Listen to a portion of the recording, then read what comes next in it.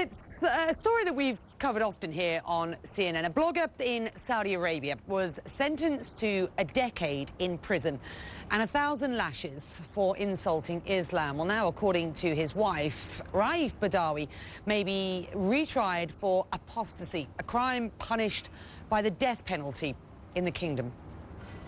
Well, CNN's Nick Robertson spoke with his sister, whose husband is also imprisoned for criticising the regime. This is his interview. January 9th, Raef Badawi is getting lashed.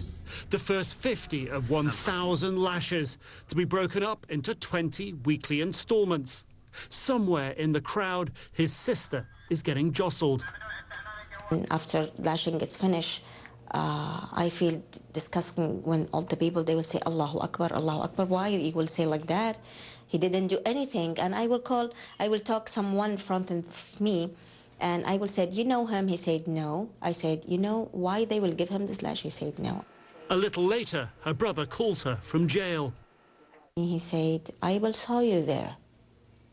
This is first word. I said, yes, I'm there. Yes, I saw you. You see my smile? I said, yes, I see your smile. You see my smile? He said, yes, I see your smile. And I said, how do you feel now? He said, I feel pain, but I'm very happy you aren't there. She is there too for her husband, Walid Abul-Kahir, a lawyer and human rights activist. Forbes said is one of the top 100 most influential Arabs on Twitter.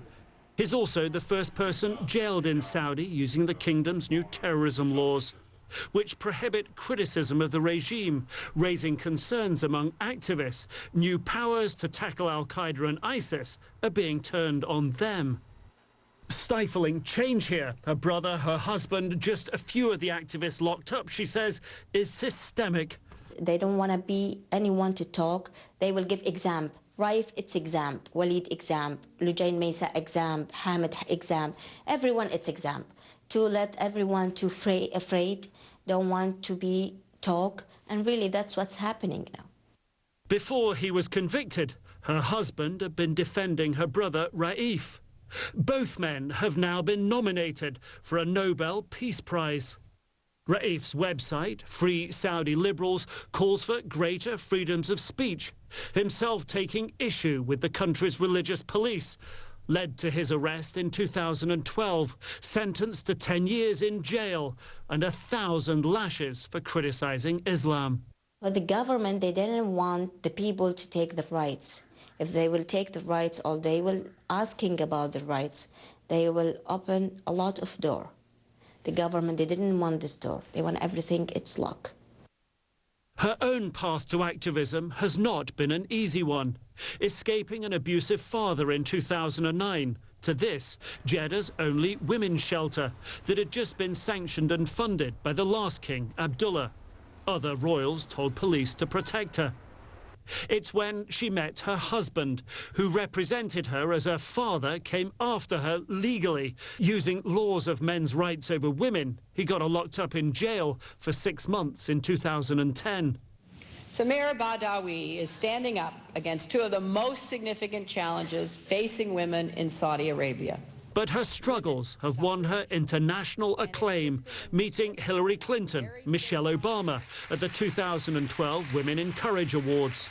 She's also the first woman to file suit against the government for the right to vote. A recent royal decree will allow women to vote and run for office in future elections, as well as be appointed to the Consultative Council. And did this give you the feeling that you have more power, more strength to continue here? Actually, no. Why not? That's interesting. Because now they will punish me. I cannot travel. Because of this? No, because I am a human rights activist. Leaving the country to speak at a European Union event last December, she was turned back at immigration. 3 years ago, her speech at the UN in Geneva, calling for change in Saudi, got her in hot water.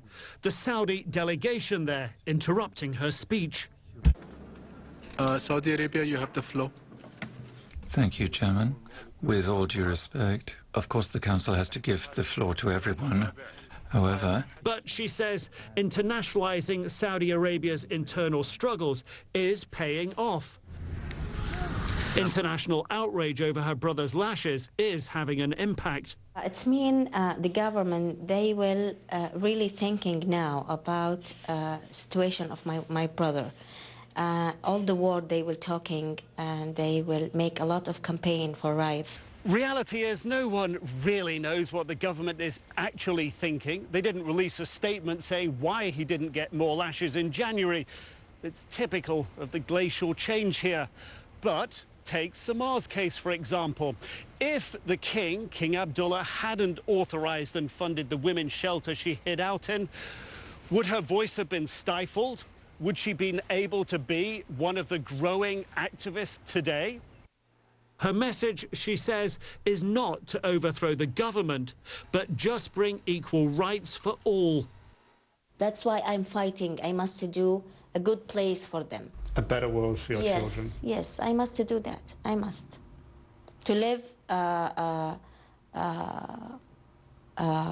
in the future, the country, there's a justice, there's a woman and man the same, free to speak. And someday I'm dreaming. Someday I will be old, and I will see, and I will sit, and I will see what's happening. Yes. A work very much still in progress. Nick Robertson, CNN, Jeddah, Saudi Arabia. And that interview conducted about a month ago, just to be transparent for you, when Nick was in Saudi. Live from Abu Dhabi, this is Connect the World with me, Becky Anderson. Do stay with us. So your parting shots from Gaza are up next.